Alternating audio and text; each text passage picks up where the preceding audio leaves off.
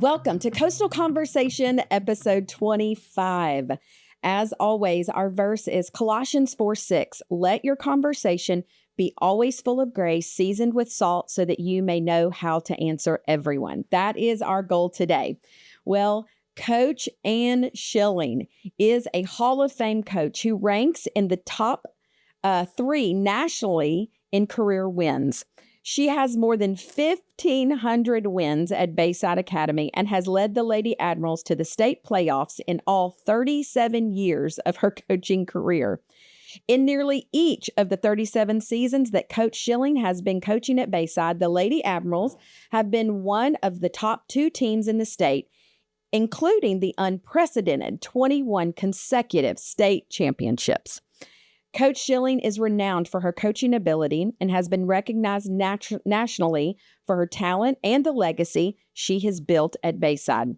She has been named Alabama High School Volleyball All-Star Coach, Birmingham News State Coach of the Year, Press Register Super 12 Coach of the Year, and I lost my place. She was the 2009 Prep Volleyball Co-National Coach of the Year in 2011, and the 2011 National Federation of High School National Coach of the Year.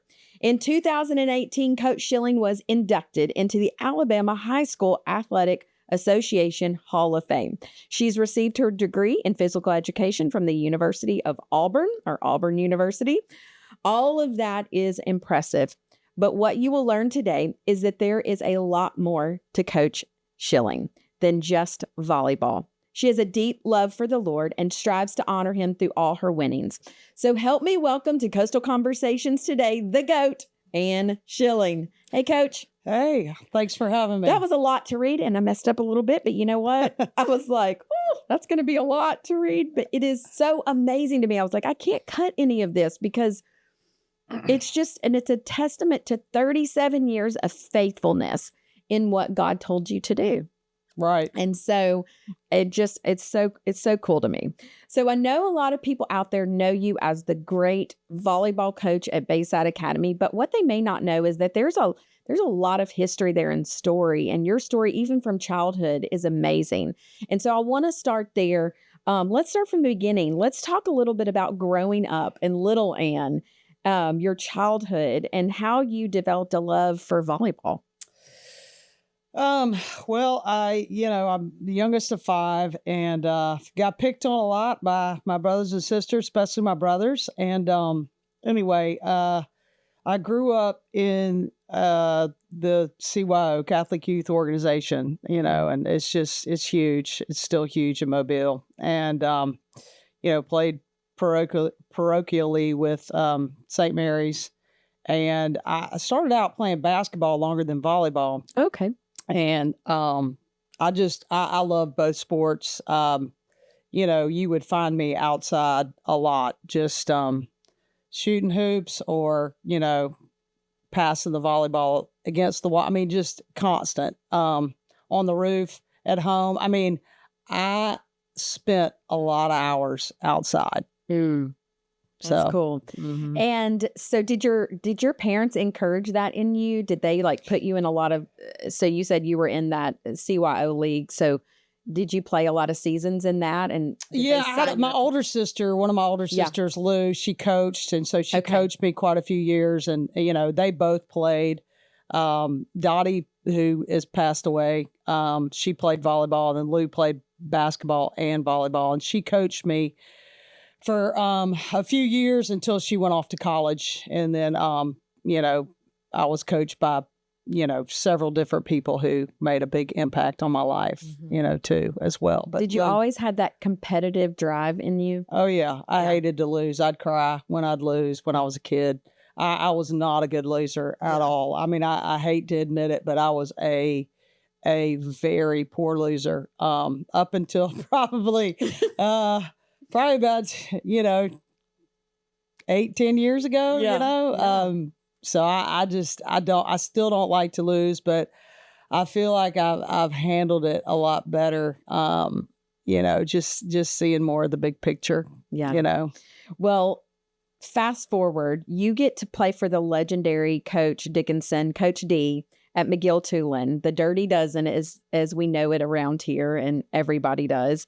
Tell us about that experience and how playing for Coach D impacted you. Yeah, I mean, if you're in the CYO system and you're Catholic, I mean, that's your childhood dream. I mean, Okay. there's 80, 100 kids trying out every year. And, I was very nervous trying out because I didn't know. And, when she'd walk into the gym, you were in middle school, 7th, 8th grade, she'd come down there and I mean, everybody would be like whispering, she's here. And, so you live to kind of play in that, at McGill-Tulane High School, the Dirty Dozen, basically the only game in town, at that time. We were really the only program that was truly successful for a long time. And then some others kind of joined in. St. Paul's, I think, got a lot better while I was in high school and some other schools, but that was a dream. And she really cultivated my love for the sport in both of them. And she was tough, but I learned so many life lessons from her. And she was tough, but she was loving. And she was special. And I can remember the one thing that resonates with me now as a coach is she would say, whenever you make somebody else look good, you look twice as good. Wow. And that really stuck with me. And, it's so true in anything. She was awesome. You could go in her office and talk to her. Now it was kind of scary at times, but she really made a huge impact on my life and really making me want to coach myself. Yeah. So you graduate from there and you go on to college. Where did you go? I went to Auburn. Okay. And, I had several volleyball scholarships, but I chose to walk on. Yep. Okay. Well, I almost went to LSU. I was going to be a Tiger either way. Oh, okay. And I ended up walking on at Auburn in basketball, playing for Joe Champy. And, I didn't have this stellar career in basketball. I sat on the bench a lot, but I learned a lot. And, it was a humbling experience. I will say that. And, I was not one of the top players, but I was one of the top teammates. I can honestly say that. And then Auburn reinstated their volleyball program my 5th year there. And so Joe he's like, I want you to help them out. And he had already asked me to be a student assistant. I was like, well, how am I going to do both? He goes, you're just going to join us after you finish playing volleyball in the fall. And so I did, and it was so refreshing and so much fun. And, I felt like I ended my career on such a great note. We weren't, it wasn't sanctioned that first year. So we played a lot of teams that, weren't good, but we played some teams that were good. But it was a fun time, Did you learn when they resanctioned that? And so you start from the ground level.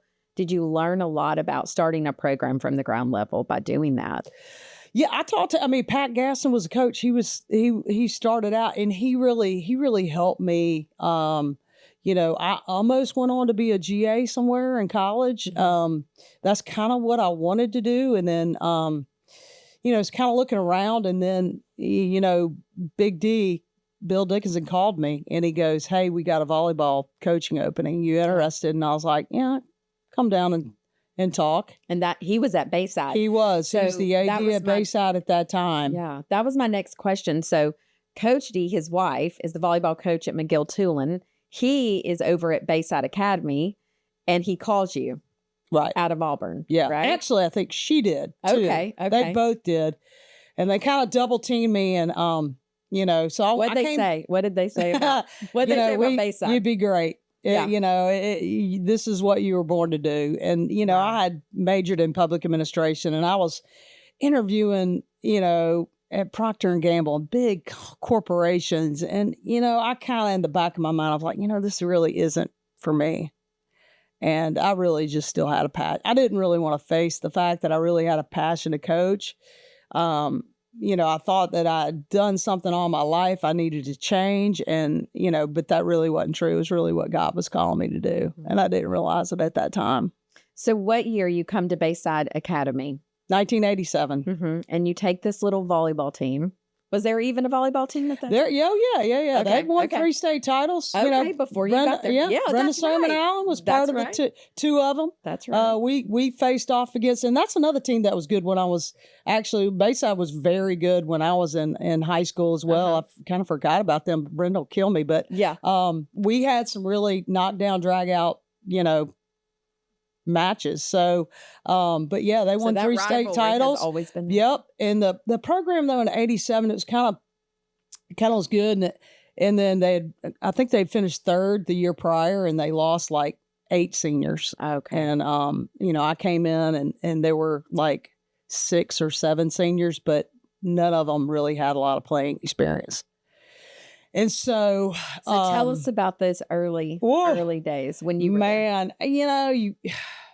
You want to make an impact. I wanted to win immediately. And what I started to do was I coached middle school JV varsity, Okay. and didn't have a lot of tournaments set up for varsity, probably had 2 or 3, but I spent like nonstop in the gym, just middle school. Like really there were some good athletes in that middle school class. And anyway, just had my hands in it all. And like I said, and I was even over the CYO helping and watching a 5th and 6th grade team. And there were some kids there. And so you just have to just kind of, be everywhere, and I try to do it to a certain degree now, but I have a lot more help than I did back then. It was just me mainly. And, Burton Kilgore, who helped me in my early days. And then, of course, later on, Brenda came home, and my sister ended up helping me, through a period of time. So, and then now Julia Rosenbaum is helping me. So just had a lot of good help along the way. Yeah. For those that don't know, Brenda Allen is Brenda Allen Sermon, and she attends Coastal Church as well. And so, we have to give her a shout out. Absolutely. Brenda's awesome. Yeah, she is awesome. So what do you look for in a player when you're out there, when you're looking in the middle school, when you're looking at the JV, when you're looking for a player, what do you look for? A lot of the intangibles, how do they treat their teammates? It's really, athleticism definitely, at the top, you're looking for good athletes, but you're looking at how kids treat each other and how they're treating their parents, because that's what you're going to get, I think we overlook sometimes, just good teammates, you know what I mean? Yeah. Lifting each other up, playing together as a team and not as individuals. And it's harder and harder to get that nowadays than ever before, because, there's so much out there, that we're competing with, social media, this, that. There's way more social media now than there was when I was coming up. Yeah. And, there's way more just award giving. You just see it, there's all kinds of, associations popping up, this award, that award. And athletes of the week for everything. Yeah. And it's great. Don't get me wrong. But, I think the best players celebrate each other, so. Yeah. And you see that and you watch. Oh, that. Yeah. Not only that athletic ability, but then who they are as a person matters on that. And because I think that really does, it builds that team camaraderie. Yeah. And builds that team trust with each other. Right. If you would just have one person, she may be the best athlete out there, but if she's not a good teammate, right, it's really not going to, in the long run, benefit your team. You want all your players at maximum ability. And if you have 1 or 2 players that aren't getting what they need out there on the court from their teammates, might not happen. Wow, that's good. And so, that's what you want, So what do you attribute all your winning to? Obviously hard work, obviously knowing how to coach, But what is it? Is there more than that for all this winning? 21 consecutive state championships. What does it take to get that? I mean, you know, like you said, a lot of hard work, a lot of, just, I think we're able to get the best out of our players, for a very long time, on and off the court. And I honestly, and I'm not just saying this, but they're all his. Mm-hmm. They are, every one of them. I mean, he put me here. I think all our gifts come from God. Mm-hmm. And he just, there have been years that I'm going, how in the world did we just win that? Yeah. Tell us about one of those that stand out. There are several. I mean, several where I'm going, oh my God.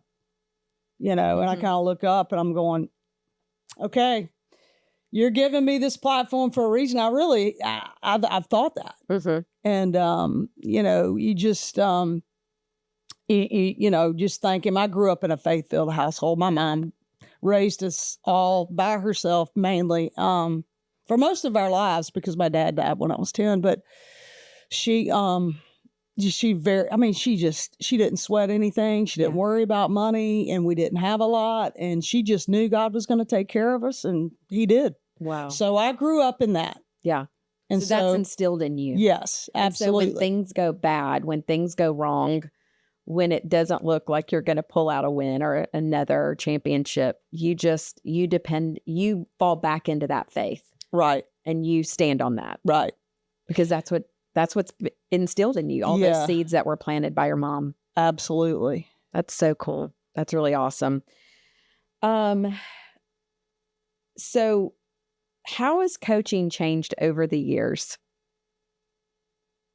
Well, I mean, I kind of harped on this a little bit before. Yeah. Is way more social media. Right. Way more. So that's affected a lot of the coaching. Yeah. There's a lot, it's just a lot more for kids to do. And, and kids aren't really different. It's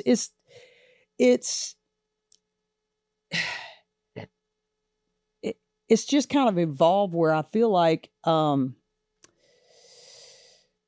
what's the right wording?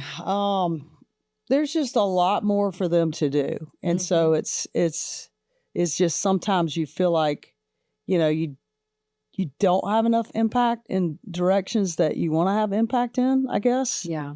And they see what other people are doing. They see what other people have. They see, because everything is in the palm of their hands. So they see it everything is there. The comparison trap. And I just think that,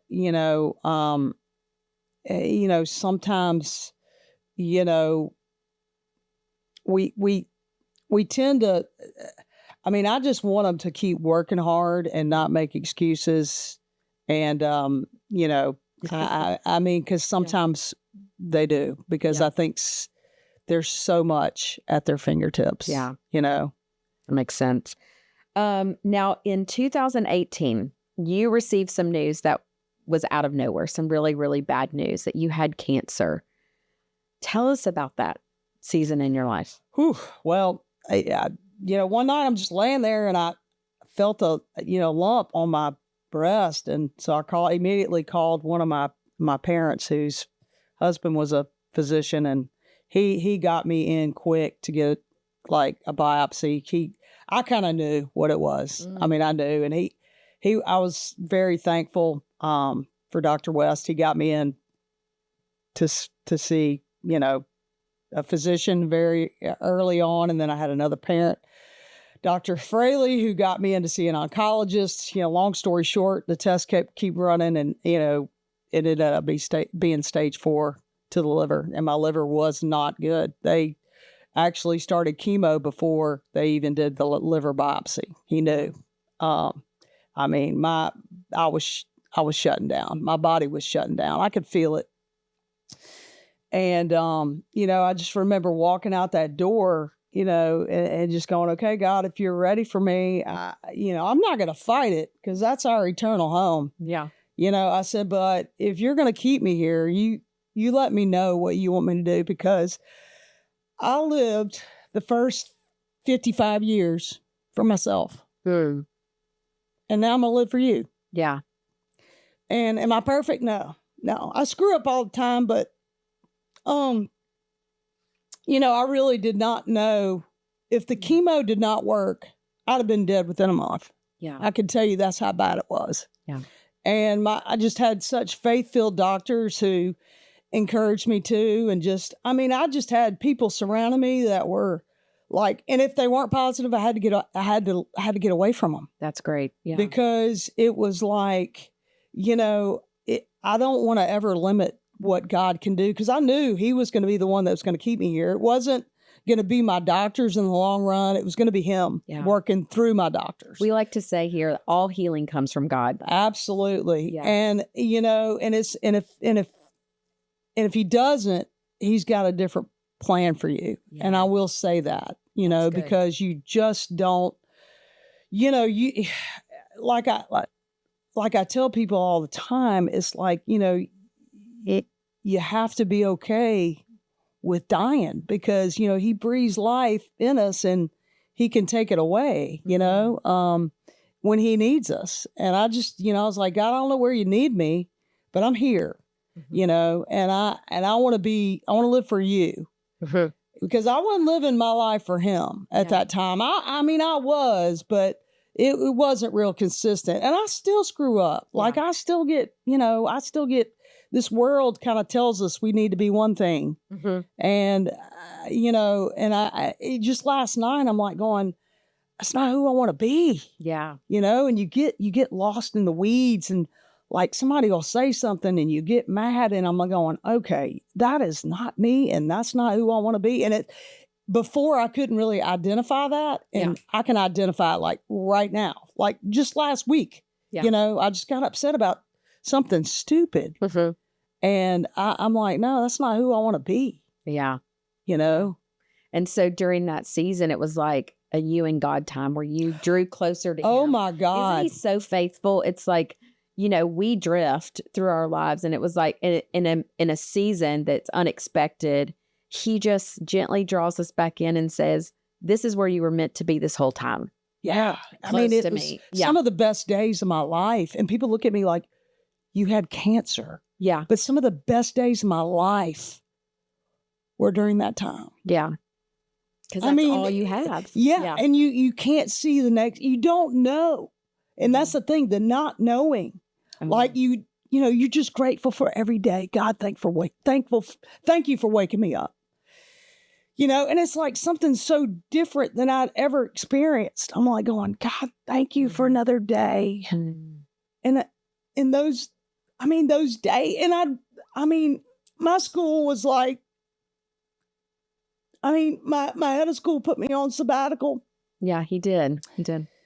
And he was like, I just want you to coach. And those days were like,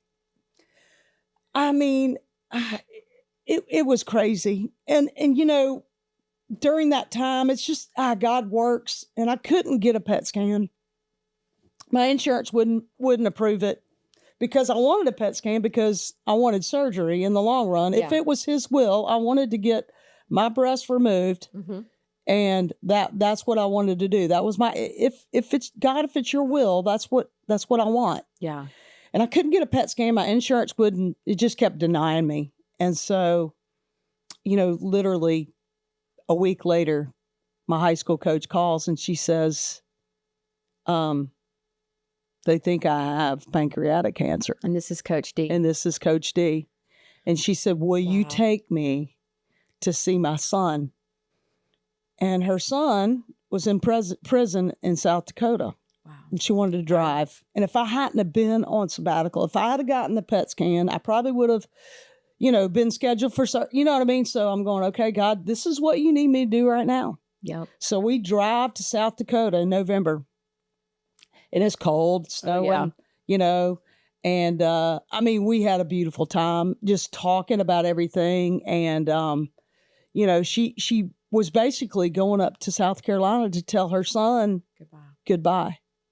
And I saw that and I'm going, oh my God, and so, Satan kind of tries to start sneaking in, and in my life, like,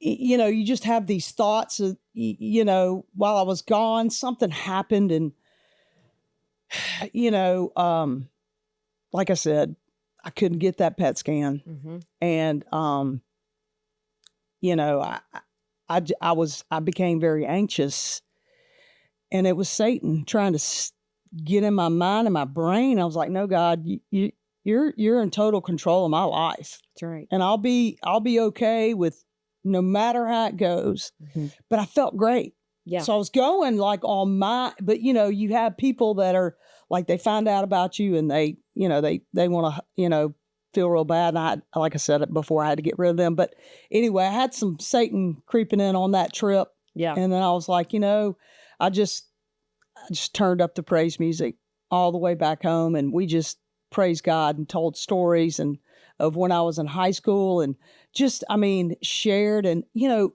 she never really shared much about her faith. Mm-hmm. And she did like the latter part of her life. And I basically took care of her.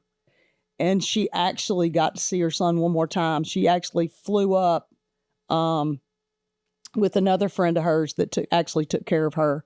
She flew up with her. Like, so she got to see her son twice. But, you know, during those seasons where you can't see what's going on, you don't know what's going to happen, you know, and me asking the question, what do you need me to do? And then she makes the phone call, and I'm going, okay, I'm supposed to take her to South Carolina.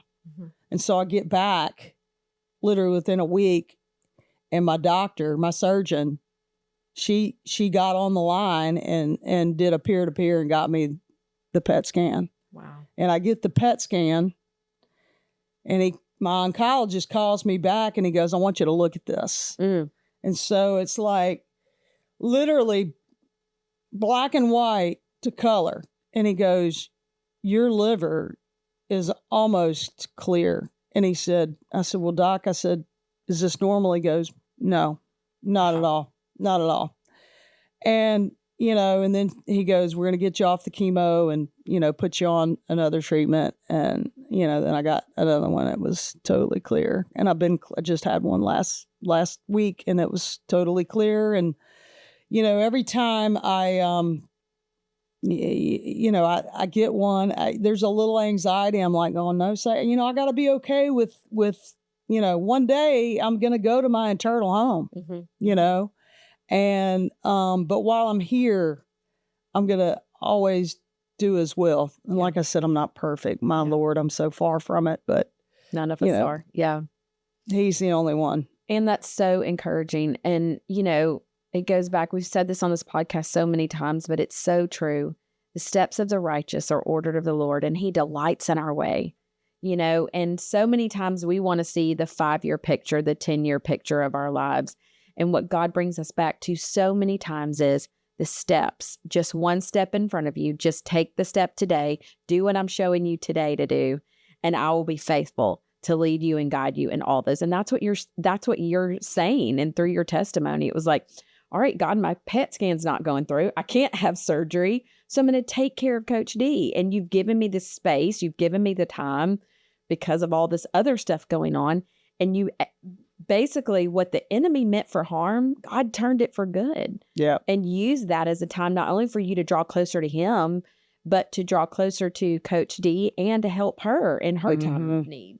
It was just like a full circle God thing in that whole season. Oh yeah. I mean, I went to church, and you know, but you know, I was one of those, I'd make out a grocery list or a lineup during, you know, the sermon sometimes. And, you know, I wasn't real focused. Let me just say that. And, you know, I kind of lived a lot off my mom's faith. But when I had to like have that faith of my own, oh my God, it's so much. But so she laid sweeter. That seed and foundation. Yeah. If I hadn't had that. And that's what I tell people, parents, give your children the best gift that you can give them. Teach them about God. Yeah. Relationship with Jesus. Oh my God. It's the best relationship you'll ever have. That's so good. Yes. That's great, Ann. So let's talk about this. And we know it changed you as a person. How did it change you as a coach? How did going through the cancer battle change you as a coach, or did it? It did. Uh-huh. It softened me up. Yeah. try to be more understanding, more approachable. I tell them I love them. I tell people I love them now, and they like look at me like, is she crazy? Yeah. I'm way more of an open book. I had this little wall like built up around me, and it's like, nobody could get in, and, it got torn down. You lose your hair, it just humbled me big time. And, I am so thankful for everything now. Whereas before, I probably, even though we won, I was a little grumpy, and there was something missing in my life, and it was Jesus. Yeah, that's great. Okay, you're in your 37th year at Bayside. What are your thoughts on this year's team? We're not a well-oiled machine yet. You know what Chad told me the other day? I came home after I watched you at the Bayside tournament Friday night, and I came home and I said, they look good. They won tonight. And I said, but Ann said they're not quite there. And he said, she'll have them ready by playoff. Yeah. Yep. We just got to keep moving in the right direction. You want everybody with maximum, just playing at their maximum, whatever that is. Yeah. For some people, it's their maximum's different from others, but I think we've got to really just focus on playing as a team and celebrating each other a little bit more, and keep working hard. We're gonna get there. It just may take a little bit longer than normal, and we're not really patient at Bayside. No, we got to win. Yeah.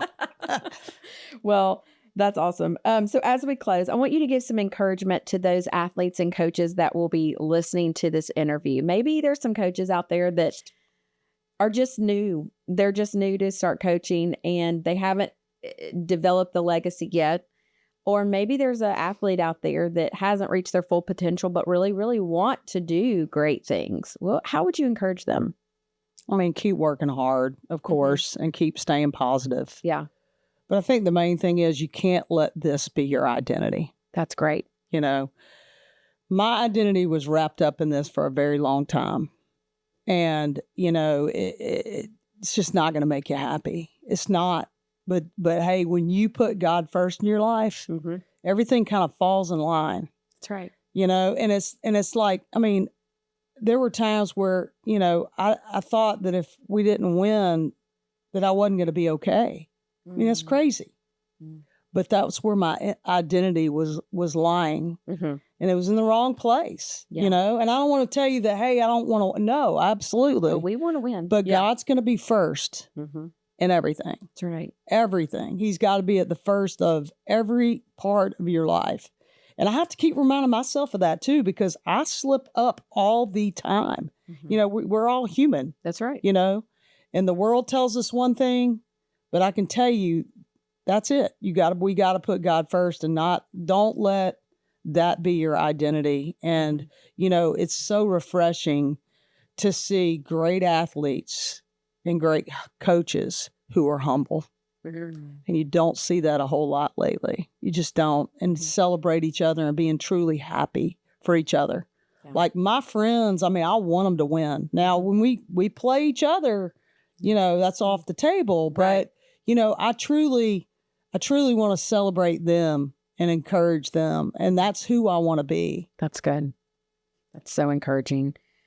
All right. This has been a long interview, but I appreciate your time so much. So we have one fun last question that we ask everybody. What is one thing that needs to be on our radar? Now, this can be a food, a restaurant, a book, a podcast. What's one of your favorite things that needs to be our favorite thing? Oh, good that grief. People may not know about. Or they may. You just need to remind us. Oh, oof. Let's see. Do you have a food, a dessert, a restaurant, or anything? What's your favorite, other than volleyball? What's your favorite thing? What do you do in your free time? I like to play golf. I really like to play golf. Oh, yeah. Okay. I like to play golf. Not very good, but I do like to play golf. I like to watch birds, which nobody would ever imagine. What? I want to get into bird watching. Oh my goodness. Miss D she kind of taught me. Who? Miss D. Oh, yeah, Miss D. She Okay. loved birds. Coach She D. could look at a bird and tell you what kind of bird it was, like within a flash. And we talked about bird, and it's like, and then, there were so many Yes. cardinals I saw the whole time. Yeah. And I still see them, and it's like I see one and it's like, It reminds everything's you. going to be okay. Yeah. But I love Kitchen on Main. Dorothy, Me too. the owner, she went to McGill. We played basketball together at Okay. McGill. Yeah. She ended up going back to Alba, but Chad and I eat there. yeah, at least it's once a good. She month. does a great job. It's phenomenal. She really does. Yeah. So that's one of my favorite places to Yep, go when mine I can too. afford it. Yeah.